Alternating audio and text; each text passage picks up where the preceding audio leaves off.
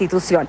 Ha sido consultor en diversos proyectos nacionales e internacionales y profesor principal e invitado en varias universidades ecuatorianas. Fue dirigente estudiantil y voluntario salesiano y hoy es candidato a la reelección por el movimiento Alianza País Lista 35.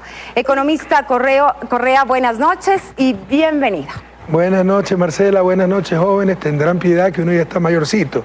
Y el que me dejó este regalo es San Valentín, muchas gracias. Yo no creo mucho en los días de San Valentín, del amor y la amistad. Todos los días deben ser los días del amor y la amistad, pero muchísimas gracias. Bienvenido nuevamente. Y antes de iniciar, quiero recordarle al candidato que dispone de 2 minutos para contestar las preguntas de nuestros panelistas y también a nuestros jóvenes panelistas, que ustedes tienen las preguntas escritas y si es que desean, son aquellas que nos las hicieron llegar y si es que desean, siéntanse libres de leerlas. Ahora sí, empezamos y lo hacemos dando la bienvenida a María Fernanda Álvarez. Ella tiene 27 años, estudia Derecho en la Universidad Católica y es miembro del colectivo de jóvenes profesionales Wambra Cuna. Bienvenida, cuéntanos cómo te sientes y luego tu pregunta e inquietud para el candidato. Muy buenas noches, Marcela. Buenas noches, economista. Bastante contenta de compartir este espacio y, para ser completamente franca, un poco nerviosa también. En todo caso, yo estoy más nervioso, no te preocupes. Entonces estamos en igualdad de condiciones y eso es bueno. En todo caso, esperando que este diálogo sea beneficioso para el proceso electoral. Tu inquietud, por favor. Economista, mi tema está enfocado en democracia y participación ciudadana. La Constitución del 2008 establece a la participación ciudadana y el control social como una función del Estado, un proceso nuevo que precisamente por eso supone retos. En ese sentido, señor candidato, ¿cómo garantizar que esta consagración de la participación ciudadana como función del Estado no implique en determinado momento que se convierta en una institución más del Estado completamente sintonizada con el régimen de turno, independientemente de cuál sea este? Bueno, el quinto poder es independiente, pero en todo caso no es la única forma de realizar participación ciudadana. ¿Qué mayor participación que las 3 consultas populares?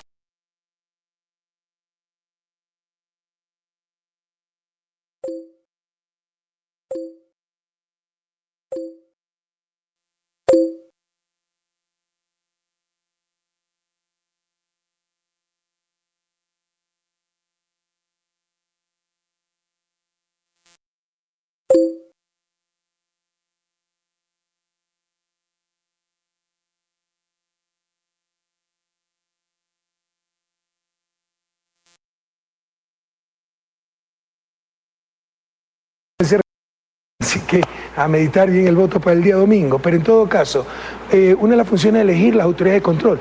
Imagínense ustedes que antes las autoridades de control las elegía la Asamblea, el Congreso, en función de las fuerzas políticas. Entonces el fiscal, contralor, ya surgían totalmente condicionados, se debían a las fuerzas políticas que los habían apoyado. Ahí sí no había independencia de funciones. Ahora que es el quinto poder, que la mayoría de esas autoridades de control se eligen por concursos de méritos, concursos nacionales transparentes, impugnación ciudadana, etcétera, como no ganan los miembros de la partidocracia, es que ahora dicen que no hay participación, que no hay independencia de funciones, nada más alejado de aquello. En todo caso, ese quinto poder tiene esa función, control social y participación ciudadana, cada vez incorporada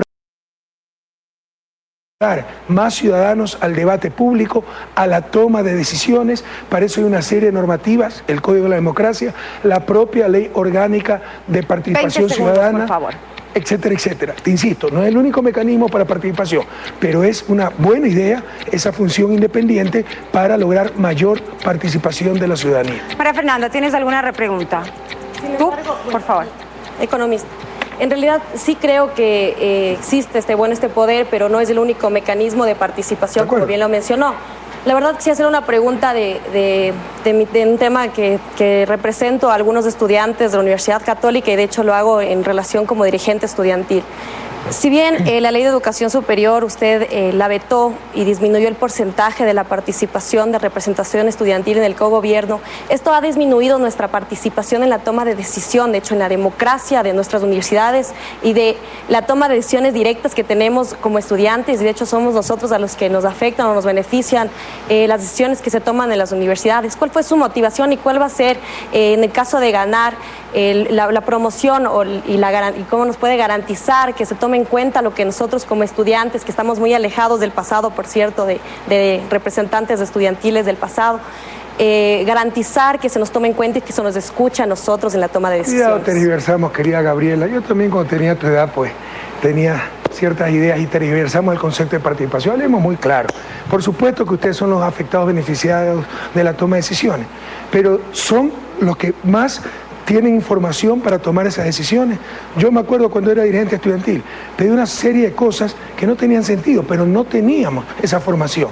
Por favor, la academia sobre todo la deben dirigir los académicos. Si esto me quita voto entre los jóvenes, qué pena, pero esa es la realidad. No es que se ha excluido la participación, participa, pero tampoco podemos concebir, como algunos pretendían, que la mitad de los votos en los consejos universitarios sean de los estudiantes. Entonces, si los estudiantes, tú seguramente eres una dirigente muy responsable, pero hay de los otros también. Y si decidían entonces que había que pasar de años sin exámenes, solo tenían que conseguir un voto más. Entonces tenemos que mesurar bastante bien esa participación, conocer el rol que nos toca a cada uno, y la participación no es solo poder votar para tomar decisiones, es ser escuchados. Entonces con vos, los estudiantes, la dirigencia estudiantil puede participar en un gran porcentaje, pero yo sí creo, con todo cariño y toda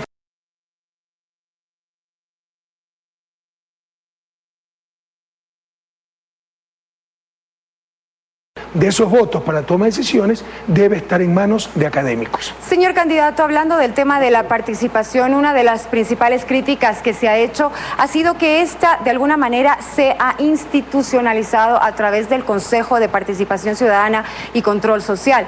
Los críticos opositores al gobierno argumentan precisamente que las personas que son designadas a diferentes organismos de control son afines al gobierno. Bueno, que digan si no ganaron los concursos, si no están calificadas, porque ese es el problema. Antes se repartían las autoridades de control en asamblea, en el Congreso, la partidocracia.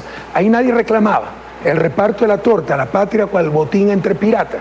Ahora que hay concurso de merecimiento, concurso público, impugnación ciudadana, ¿cómo no ganan los miembros de la partidocracia? Ahora es que no hay independencia. Tal vez se nos olvidó poner en la Constitución un artículo que diga cualquier autoridad de control, cualquier autoridad por una función que no sea el Ejecutivo debe ser enemigo del presidente, porque eso es lo que buscan, y eso es un absurdo. Para gente con ética, para gente con honestidad, puede ser amigo del presidente y va a guardar su independencia. Por último, si hay fallas. Por ejemplo, ¿por qué se nos infiltraron dos del MPD, Andrea ni sé cuánto y David Rosero creo que se llama, que son los engreídos de los medios de comunicación? Pero ganaron también el concurso. ¿Por qué? Porque en la ley, ¿no?, de participación por las novelerías pusieron que ser dirigente tirapiedra en los 13, 14 años, no digo que todos sean así, ¿no? Pero allá hay tirapiedra en los 13, 14 años, daba puntos adicionales. Y el abanderado del colegio no tiene ningún punto adicional. Es decir, la excelencia no sirve para nada. Ser dirigente estudiantil, que pueden ser buenos dirigentes como Gabriel, o pueden ser los tirapiedras del MPD, como son estos dos señores, eso sí da puntos adicionales. Y se infiltraron. Esas cosas sí hay que cambiar. Aquí hay que privilegiar sobre todo la excelencia, reconocer la excelencia para por méritos acceder a estos consejos, a estas instancias. Economista, es que me parece que un poco la pregunta está orientada, contextualizada sobre todo, en un Estado democrático. Y el tema no es que es de democracia, un Estado constitucional de derechos como el que somos. Entonces, el problema aquí no se trata de que ser amigo, en este caso el presidente, o afín al régimen esté mal o se tenga que satanizar. Por eso es lo que posicionan los medios. No, exacto. Precisamente por eso quiero yo puntualizar que el tema de la pregunta no está focalizado a decir que ser afín al régimen per se es una cosa mala. Bueno, eso es lo que posicionan los medios. Lo que se está cuestionando, pero eso no lo estoy haciendo yo. Lo que se está la pregunta va más bien orientada a que precisamente en una sociedad democrática es necesario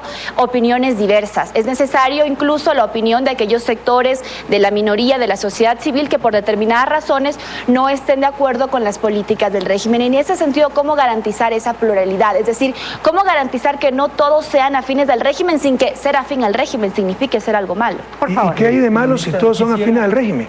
Eso es la democracia, la voluntad de la mayoría, pero aquí hay cierta minoría. Yo les pregunto, jóvenes, ¿a qué minoría se le ha callado? ¿A qué minoría no se le ha escuchado? Pero no se engañen. Lo que quieren es mandar esas minorías y eso sí atenta contra la democracia como la conocemos, que es la voluntad de la mayoría. Vaya, vean, esperen los resultados del domingo. Estos que hablan en nombre de todos van a tener un fracaso total. Pero si ganaban, había que aplicar su programa político. Y si pierden, hay que aplicar su programa político por el derecho a resistencia. La cuestión es que independientemente de quién gane las elecciones, ellos quieren controlar el país. Eso no se puede aceptar. Eso es lo antidemocrático. ¿A qué minoría? ¿A qué sector se ha dado a escuchar? Yo me reúno día a día con tricicleros, taxistas, banqueros, transportistas, por eso después nos sacan, pero el caso es que nos rimos con banqueros, nos rimos con todos, escuchamos a todos, pero finalmente tomamos la decisión como gobierno legítimamente electo y en función de un programa de gobierno votado por la mayoría del pueblo ecuatoriano. Aquí a nadie se da a escuchar, pero por favor, en una democracia, al menos moderna, mandan las mayorías, no las minorías. Tenemos otras inquietudes, por favor. En el país hay un sistema de protección integral a la niñez y adolescencia, sistema al que usted ha sido muy familiar, hay que decirlo, que conjuga perfectamente el tema de la especificidad en política pública, que conjuga el tema de la descentralización y que también conjuga el tema de la participación.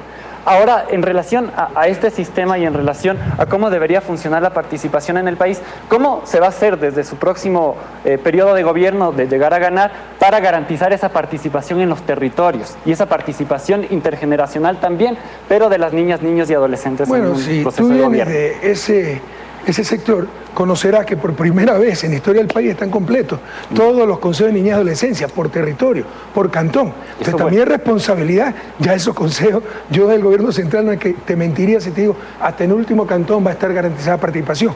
Ya está la institucionalidad, ya está todo completo, ya es que cada quien también cumpla con su deber, pero el gobierno central promovemos muchísima participación y más aún la participación de los jóvenes. Ya pueden votar los jóvenes de 16 años. Esa es la revolución ciudadana y muchísimas otras formas de participación, compañeros. Los jóvenes también podemos ser y debemos responsabilidad social y sino también política que tenemos con nuestra patria. Pero necesitamos un campo de acción donde podamos hacerla. Mayor espacio, dices tú. Exactamente. A ver, yo además he dicho que la única forma de participación es el voto, lo puse como ejemplo. Vengo del cierre de campaña en Quito Sur. Una asambleísta, candidata asambleísta nuestra, tiene 18 años. Somos el proyecto político que más oportunidad da a los jóvenes. La cabeza de lista nacional, más joven de todas, es la cabeza de lista nacional de Alianza País. Nos preocupamos muchísimo por dar espacio a los jóvenes, pero cuidado también. Debemos tener madurez y debemos saber nuestros límites, porque algunas veces creemos que entonces participación es que yo puedo tomar decisiones en cosas que tal vez todavía no tengo la información completa, la formación adecuada. Lo principal para tomar decisiones es la responsabilidad. Debemos ser lo suficientemente responsables para conocer nuestros límites. Economista, hablando de gobernabilidad, ¿qué pasa de ganar usted la reelección nuevamente, pero no tener una mayoría en la Asamblea Nacional? ¿Usted estaría dispuesto a aplicar a aplicar el artículo 148, si es que tal como lo estipula la Constitución de forma reiterada o injustificada, obstruye la ejecución del Plan Nacional de Desarrollo? ¿Lo haría? Pero por supuesto, si es un recurso constitucional, es perfectamente legítimo, una atribución del presidente. Entonces, por eso hacemos un llamado al pueblo ecuatoriano, para que haya esa gobernabilidad, para ya no tener esta oposición golpista, conspiradora, prohibido olvidar. Acuérdense, el 30 de septiembre del 2010 se unieron al golpe, derecha, izquierda, supuesta izquierda radical, todos para tratar de tumbar al gobierno, apoyando a los policías sublevados. Luego empezaron a brindar con Johnny Negro en un hotel 5 estrellas, creyendo que asesinaban al presidente, que se caía el gobierno. Esa es la oposición democrática, entre comillas, que hemos tenido que enfrentar todos estos años. Democrática no tiene nada. No nos han votado no porque no han querido, porque no han podido. Ya basta de engaños sociales. Pero usted, siendo candidato a la reelección, de ganar la reelección, aplicando el artículo 148, debería someterse nuevamente a las elecciones y usted no podría ser nuevamente candidato. No, claro, en ese caso sí, porque no ha acabado el periodo. Y jamás hemos tenido miedo de presentarnos al escrutinio del pueblo ecuatoriano. El rato en que yo pierda la mayoría del favor del pueblo ecuatoriano, me voy a mi casa. Si aquí estamos porque el pueblo ecuatoriano nos apoya y jamás hemos tenido miedo de poner nuestros cargos a disposición del mandante, el pueblo del país. Gracias. Primera pausa, si es que me permiten, primera pausa. Al regresar continuaremos con más interrogantes y el turno será para Gabriel Buitrón. Cuéntanos, Gabriel, a manera de temática, ¿qué te interesa abordar luego de la pausa? Para luego de la pausa tengo una pregunta relacionada con el extractivismo y los derechos de la naturaleza. Nos quedamos con tu pregunta, nos vamos a la pausa comercial y regresamos con la respuesta del candidato. Quédese aquí.